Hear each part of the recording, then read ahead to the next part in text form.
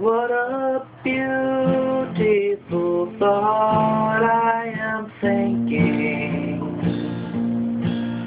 concerning a great speckled bird.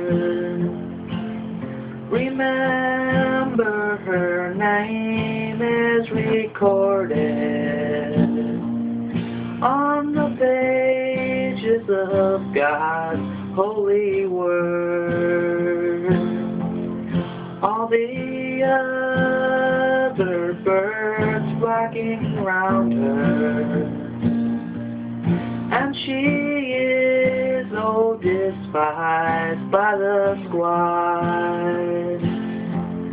But the great speckled bird in the Bible is the one with the great church of God. All the other churches are against her. They envy her glory and her fame. They hate her because she is chosen and has not denied Jesus' name, desiring to lower her standard.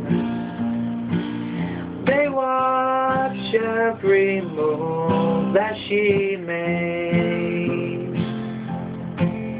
They long to find fault with her teaching, but really they find no mistake.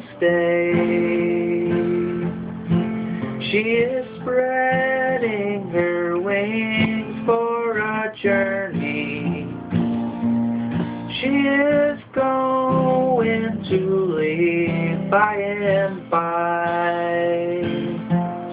When the trumpet shall sound in the morning, she'll rise and go up in the sky, in the presence of all her despisers, with a song never uttered before. She'll rise and be gone in the moment, till the great tribulation is over. I am glad that I learned of her meekness. I am proud that my name's in her book, for I want to be one never fearing of the face of my Savior to look.